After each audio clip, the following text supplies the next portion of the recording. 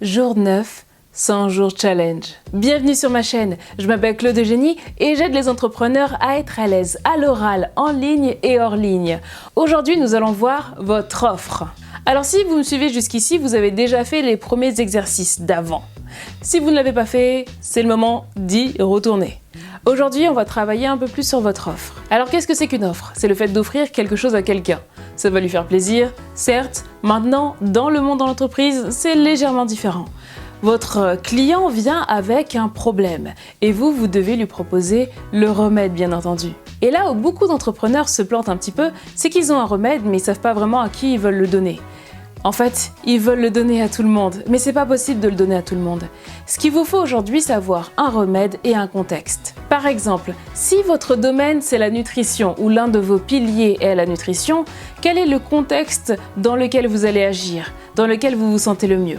Par exemple, on peut ajouter le contexte Ramadan. Vous pouvez faire la nutrition pendant le Ramadan. Ça peut être votre spécialité. Par exemple, la confiance en soi. Si votre domaine est la confiance en soi, dans quel domaine vous pouvez l'appliquer? Quel est le contexte dans lequel vous allez agir? Trouver un contexte va vous permettre de préciser votre activité et de devenir incontournable. Si vous servez tout le monde, ça va pas très bien marcher.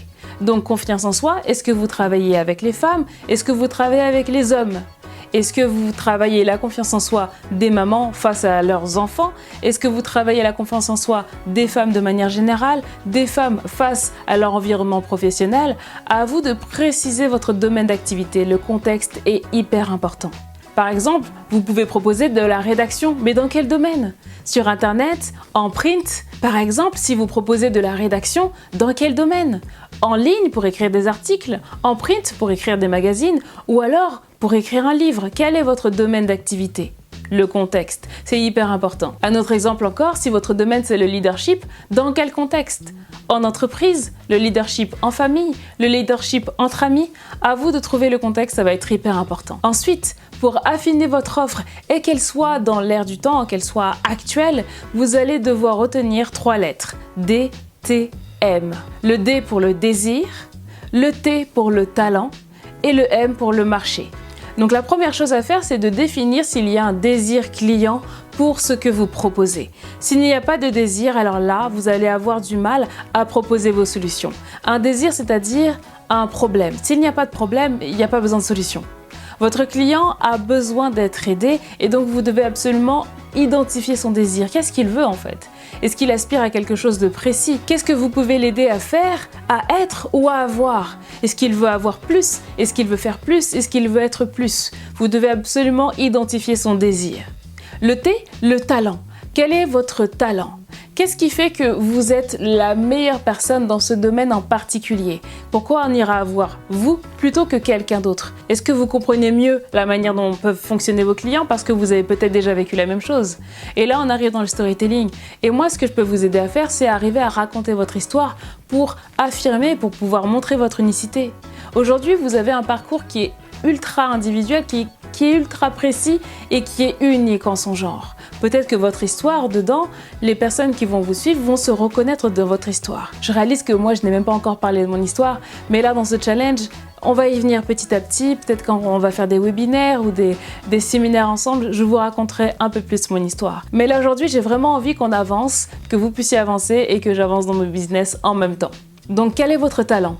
Qu'est-ce que vous avez développé au fur et à mesure des années qui fait que vous êtes la meilleure personne? Si vous arrivez à trouver votre talent, vous arriverez encore mieux à servir votre client parce que vous pourrez mettre en avant les qualités et un petit peu étouffer les défauts. C'est pas grave si vous avez des défauts, on en a tous. Mais on a des qualités qui peuvent être mises au service des autres. Et c'est ça qu'on doit mettre en avant. Et enfin, le M, le marché. À quoi ressemble le marché aujourd'hui? Vous pouvez avoir un désir, certes, qui est là. Vous pouvez avoir un talent qui est assis depuis de nombreuses années ou une expertise que vous avez travaillée. Et bien derrière, s'il n'y a pas de marché, si personne ne s'intéresse à cette thématique, si personne n'a besoin de vous, alors là, vous ne pourrez pas réellement percer et arriver à avoir un nombre suffisant de clients pour pouvoir être à l'aise. À ce moment-là, vous allez devoir pivoter et vraiment réidentifier et remodeler votre offre pour qu'elle puisse correspondre au marché. Pourquoi le marché est important? Parce que parfois, vous pouvez arriver sur un marché qui n'est pas encore prêt pour vous. Et vous êtes un peu trop avant-gardiste pour eux, donc du coup personne ne va vous écouter. Et peut-être que si vous arrivez 1 an ou 6 mois ou 1 an et demi, 2 ans après, là le marché est enfin prêt à vous accueillir et là vous faites un carton plein. Imaginez Uber ou Airbnb. S'ils étaient sortis à une époque où Internet n'était pas aussi populaire, est-ce qu'ils auraient aussi bien marché? Donc là, par exemple, on va aller vers la 5G. On va commencer à être de plus en plus connectés. Mais ça, c'est que pour certains pays. Pour d'autres, l'Internet n'est même pas aussi présent qu'on pourrait le souhaiter. Ça veut dire quoi? Ça veut dire que vous avez peut-être une idée de business sur Internet, mais dans votre pays, Internet ne s'est pas aussi bien popularisé que ça. Les gens ne font peut-être pas leur achat tout le temps sur le web, ou n'ont peut-être pas accès à PayPal, des choses comme ça. Donc le marché est hyper important, vous devez absolument connaître votre marché pour savoir quelles sont les habitudes de consommation de vos clients, comment ils fonctionnent d'ordinaire. Travaillez sur ces 3 aspects-là, DTM. Analysez votre marché, regardez comment les gens se comportent autour de vous, comment ils achètent, comment ils vendent. Renseignez-vous sur tout ça et derrière vous pourrez déjà commencer à avoir une offre qui tient un peu plus la route qu'au départ. Je vous remercie de m'avoir écouté, pensez à vous abonner, à activer les notifications, comme ça on se retrouve beaucoup plus facilement dans les prochaines vidéos. Allez, à bientôt!